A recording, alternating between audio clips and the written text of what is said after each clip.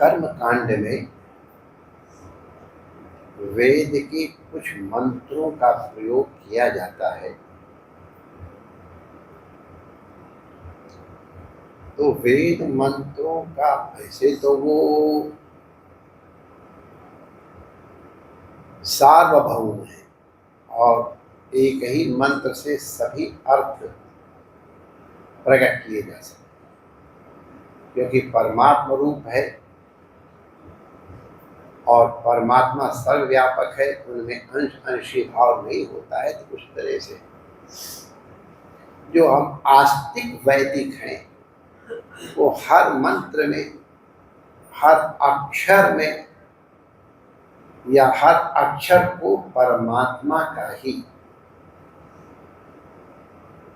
द्योतक मानते हैं। उनका शब्दार्थ वो भी उचित है ही है, परंपरा से पढ़ाया जाता है और उनकी महिमा है। ऐसा लिखा है कि जो वेद तो पढ़ा है लेकिन उसके अर्थ का बोध नहीं है तो वैदिक पूर्ण नहीं है। अर्थावबोध पूर्वक वेद मंत्रों का उच्चारण करना चाहिए, ये है। लेकिन कभी कभी मंत्रों का जो शाब्दिक अर्थ दृष्ट होता है वो जिस जगह उस मंत्र का प्रयोग किया जा रहा है उस जगह सटीक नहीं बैठता है। इसके ऊपर आक्षेप हुआ। संपूर्णानंद महाराज जो मुख्यमंत्री थे उत्तर प्रदेश के, बड़े विद्वान थे, बहुत अच्छे विद्वान थे। तो पूज्य करपात्री जी भी उनके विद्वता को स्वीकार करते थे। लेकिन विद्वान होना, एक शब्दार्थ का ज्ञान होना एक अलग बात है। विद्वान होना माने उसका अर्थावबोध वो केवल विद्या से नहीं होता, माने अध्ययन से नहीं होता है। गुरु शक्ति से और गुरु अनुग्रह से वेद अपना अर्थ प्रकट करते। उनकी विद्वता का हम भी बहुत सम्मान करते हैं, बड़े उपासक। लेकिन अब उनकी दृष्टि जैसे वो कहते थे कि वो दुर्गा सप्तशती प्रेरणा के लिए है, पाठ के लिए नहीं। पाठ का करके दुर्गा सप्तशती को और उसके मूल तात्पर्य से ये को अलग कर दिया गया है। अब ये उन्होंने गीता मैंने जो शक्ति यज्ञ निकला तो उसमें उनका लेख इस तरह का। ठीक है, ये बात सही है कि अकेले एक देवता नहीं राक्षस को मार पा रहा था, तो सब देवताओं ने मिल करके किया, ऐसा ठीक है। लेकिन एक तात्पर्य हम लोग जो मानते हैं कि सभी देवों में शक्ति तो उसी एको देवा सर्वभूतेषु, और वही नाम रूप से एकत्रित हुआ। भगवती ने एक ही रूप से अपने को इंद्राणी बना लिया, वैष्णवी बनवा लिया, ब्रह्माणी बना दिया, सब बना लिया, और जब कहा गया तो सब एक रूप में ही हो गए। तो ये शिक्षा देनी है, केवल सम्मिलित होके किसी कार्य को करो ये भी है, लेकिन वस्तुतः पराम्बा भगवती की महिमा का प्राकट्य है और सिद्ध ग्रंथ है। उसको जिस रूप में जिसने स्वीकार किया है वो प्रकार का फल देता है। आदरणीय संपूर्णानंद जी ने जो कहा उसको हम गलत तो नहीं कहते हैं, लेकिन वही परिपूर्ण अर्थ ये नहीं है। इसी तरह से अब हम लोग भगवान गणेश की पूजा के समय गणपति को गणा नाम त्वा गणपति भंगवामहे इत्यादि का पाठ करते, उच्चारण करते हैं और उससे भगवान गणपति का पूजन प्रारंभ करते हैं। अति प्रसिद्ध मंत्र है, सभी कर्म करने वाले इसका प्रयोग करते हैं। संपूर्णा जी ने कहा कि नहीं, ये गणपति के लिए मंत्र नहीं है उस रूप में। ये तो यज्ञीय अश्व के लिए है। तो संपूर्णा जी ने अलीक नहीं कहा है, वहीं पर इसका श्रवण होता है।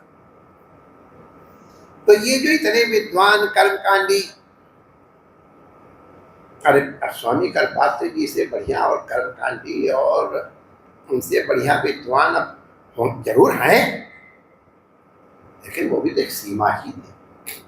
ठीक क्या है, अभी हमारी स्मृति में ताजा है। तो हमारे वेदों में कर्मकांड में जब किसी मंत्र का जप या पाठ करते हैं तो पहले उसके ऋषि का स्मरण करते, फिर छंद का स्मरण करते हैं, फिर विनियोग का स्मरण कर देश काल इत्यादि को चढ़ता है। तो आप इस मंत्र का कि संकल्प पूर्वक अनुष्ठान कर रहे हैं, इसको विनियोग कहते हैं। तो एक ही मंत्र का अगर भिन्न प्रकार से विनियोग किया गया तो उसका तात्पर्य और भाव और परिणाम अलग, भिन्न इससे इतर से किया गया तो उस तरह का होगा।